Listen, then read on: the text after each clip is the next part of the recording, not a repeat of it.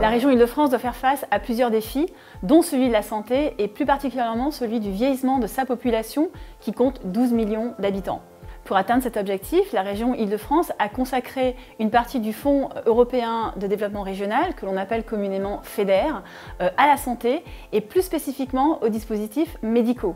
Les dispositifs médicaux en fait rassemblent tous les équipements utilisés chez l'homme pour la thérapie, le diagnostic, les traitements thérapeutiques, mais aussi la médecine supplétive ou encore la chirurgie.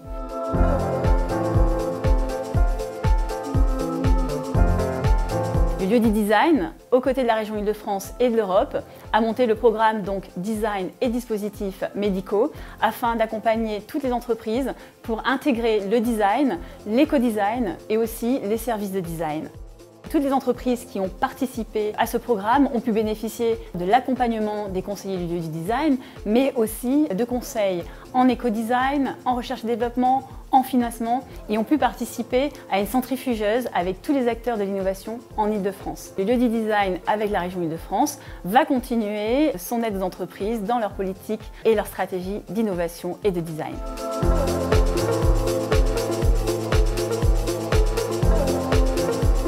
On s'aperçoit en fait que souvent les grandes entreprises sont très au courant de ce qui se fait en termes d'aide, de subventions, qu'il s'agisse de crédits d'impôt ou de subventions d'autres financeurs. En revanche, les projets en démarrage ou les entreprises qui ont des projets très en amont finalement sont en général peu informées de ce qui existe.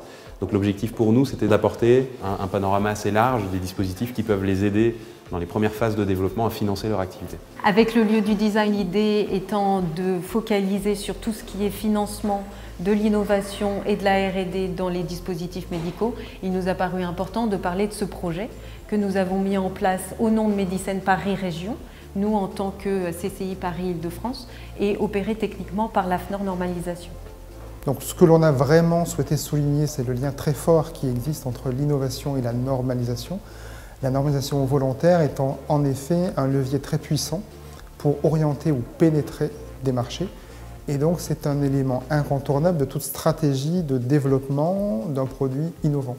Quand une entreprise définit sa stratégie à l'international, il est important de voir la concurrence et ce qui est déjà fait et effectivement comment le marché se situe. Et du coup, cette étude de faisabilité permet à l'entreprise de se situer parmi des acteurs internationaux déjà en place.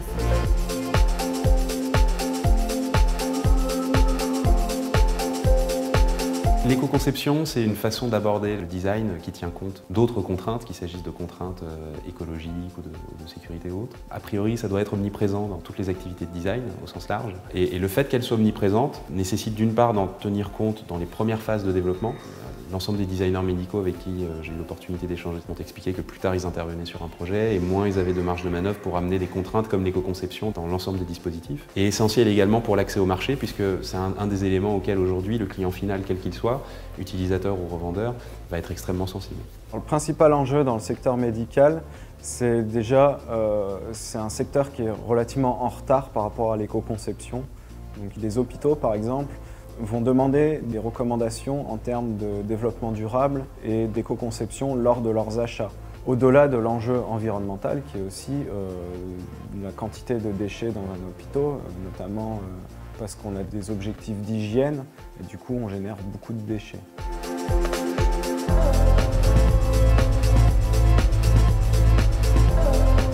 Les experts de l'INPI sont amenés à sensibiliser tous les innovateurs et donc à mener des actions de sensibilisation auprès de multiples interlocuteurs comme les CCI, les incubateurs et notamment le lieu du design. L'INPI est également là pour proposer ses prestations sur les problématiques propriété intellectuelle que peut rencontrer ou que pourrait rencontrer l'entreprise. Et à ce moment-là, nous proposons les services les plus adaptés à l'entreprise de façon à ce qu'on puisse l'accompagner au plus près en France et à l'international dans son développement. Le projet Handivalise, l'idée ça va être de mettre en relation une personne handicapée qui a besoin d'un accompagnement avec un accompagnateur qui réalise le même trajet. Du coup nous on les met en relation pour qu'ils voyagent ensemble. On est deux fondateurs assez jeunes, de 25 ans, on va dire. Donc on sort tout juste d'études, donc on a besoin en fait de gagner en expérience et d'avoir des retours de personnes plus expérimentées qui nous apportent toujours énormément d'idées ou de choses comme ça. Et donc on essaye vraiment de s'adapter un peu avec la méthode du Lean Startup, de lancer une première idée qu'on peut avoir d'une rencontre comme aujourd'hui, d'avoir des retours, des idées pour essayer d'améliorer au mieux le service pour qu'il réponde aux besoins de nos usagers et qu'il arrive à attirer les gens.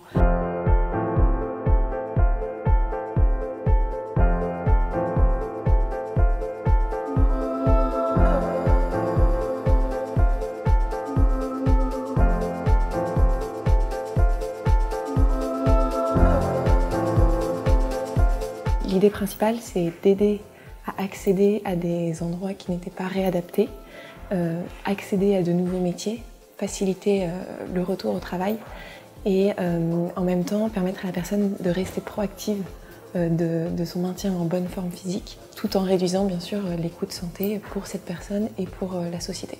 On s'est tourné vers le lieu du design parce qu'on est arrivé à un point du projet où on avait besoin vraiment de se reconfronter aux usages et au marché.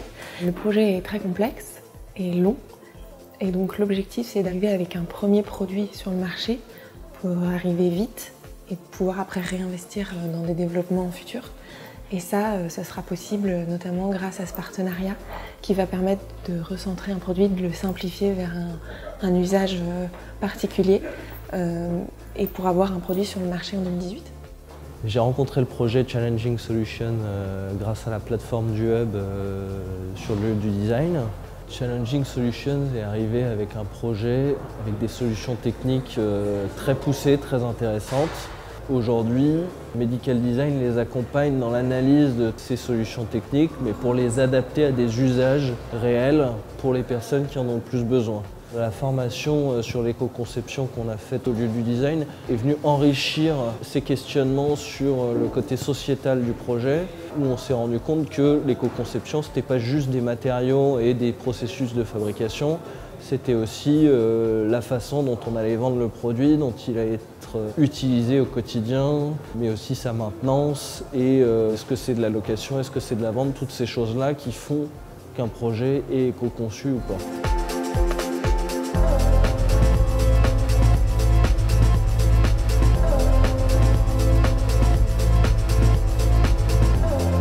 Notre matériel est utilisé dans des hôpitaux, dans des cliniques privées. Il sert à faire l'examen du squelette pour les patients qui souffrent d'arthrose, qui pourront éventuellement avoir une chirurgie de prothèse ou bien une chirurgie de correction, par exemple pour les jeunes patients scoliotiques. Et parmi les grandes valeurs de notre matériel, il y a le fait que c'est un matériel qui est très peu irradiant, donc qui n'est pas du tout nocif pour les patients qui reçoivent l'examen. Et qui a la capacité de représenter le squelette en 3 dimensions et dans une position fonctionnelle, donc qui respecte l'anatomie du patient. Dans le design de la machine, effectivement, les points importants pendant l'acquisition, c'est que le patient soit stable et qu'il n'y ait pas de bouger le patient ou que ça soit très, très limité. Donc effectivement, il y a eu une prise en compte dans le design de la cabine en elle-même et des accessoires de stabilisation pour assurer une bonne stabilité, un non-bouger du patient pendant la zone d'acquisition. On souhaitait s'entourer de spécialistes du design et donc à travers le lieu du design, ça nous permettait d'avoir une approche et un contact direct avec différents designers pour pouvoir l'intégrer dans les différentes phases de nos conceptions de produits ou de nos accessoires.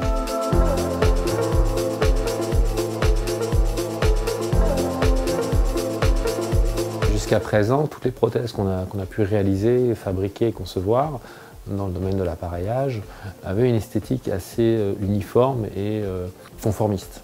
Il y a des patients qui ne ressentent pas le besoin de l'appareillage comme un handicap. Et ils ont envie de valoriser leurs différences à travers un appareil qui soit un plus par rapport à une main en moins. Avec l'équipe de designers, on a trouvé donc des solutions de personnalisation de prothèses. Donc, avec l'utilisation d'imprimantes 3D, avec différentes solutions, notamment aussi l'utilisation de matériaux qui répondent à des critères d'éco-conception. Par exemple la fibre de lin ou des résines biosourcées, qui vont permettre surtout aux patients, quand il va arriver ici, comme chez un opticien, de choisir vraiment l'apparence esthétique de sa prothèse qui lui plaît. Au final, on se retrouve avec une solution d'appareillage qui médicalement a du sens, qui au niveau du patient a du sens et qui au niveau de la conception et du designer va nous permettre de travailler dans la durée avec effectivement la possibilité de renouveler les collections tous les ans ou tous les 6 mois en proposant des nouveautés.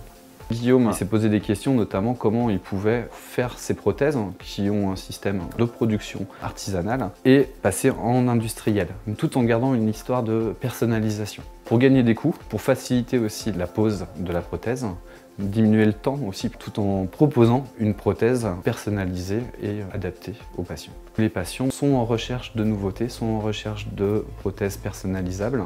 Il y a eu beaucoup d'efforts de fait dans tout ce qui est robotique, mais le côté acceptation et personnalisation a été un petit peu mis de côté, ou alors c'est des prothèses qui sont complètement personnalisables. Le lieu du design a vraiment permis en fait à Handi Bionic de pouvoir entamer cette démarche-là par rapport à ses prothèses, par rapport à ses patients, sans son intervention, sans la mise en relation entre Handi Bionic et nous, l'agence de design. Cette collaboration n'était pas possible parce que les financements déjà, au côté financier, la connaissance du milieu des designers aussi pour orienter et faciliter un choix. Handi Bionic a eu accès à un panel d'agences, on a été sélectionné pour certaines raisons, mais voilà, le lieu a vraiment permis cette collaboration pour une entreprise de la taille d'Handi Bionic, qui est une petite structure. Le programme Design et dispositifs médicaux cofinancé par la région Île-de-France et par le Fonds européen de développement régional aura permis au lieu du design d'accompagner une trentaine d'entreprises dans leur process d'innovation. Concrètement, le lieu aide l'entreprise à faire un état des lieux de ses besoins, à faire des recherches de prestataires, des designers, des prototypistes, des maquettistes, des partenariats avec des industriels pour trouver des solutions à des problèmes techniques. Le lieu fait également de la recherche de financement public et privé, traite les aspects propriété intellectuelle grâce à un partenariat avec l'INPI et fait une veille constante de tous les événements, appels à projets qui peuvent aider une entreprise à accélérer le développement de son innovation. Pour mettre en relation l'entreprise avec une agence de design qui répond parfaitement à ses besoins et à ses contraintes, le lieu du design a créé une plateforme de mise en relation qui s'appelle le Hub du Design, plateforme sur laquelle nous postons un certain nombre de projets accompagnés pour permettre à tous les designers, les agences de design, de se porter candidat sur les projets innovants des entreprises. Grâce à l'appel à projet Design et dispositifs médicaux, le lieu du design a pu mobiliser des fonds européens au profit d'entreprises du territoire de l'Île-de-France. Ces entreprises ont pu bénéficier de l'accompagnement de designers pour leur permettre d'innover en réfléchissant aux usages de demain et de développer des produits à la fois performants, novateurs, qui va certainement leur permettre de conquérir des nouveaux marchés. Les entreprises accompagnées par ce dispositif vont continuer à être accompagnées par le lieu du design sur la durée pour leur permettre de développer des nouveaux produits mais également des nouveaux services en lien avec l'univers médical. J'invite toutes les entreprises de l'Île-de-France qui souhaiteraient innover par le design, quelle que soit leur taille, quel que soit leur secteur d'activité, à nous contacter pour bénéficier d'un accompagnement personnalisé par les équipes du lieu du design.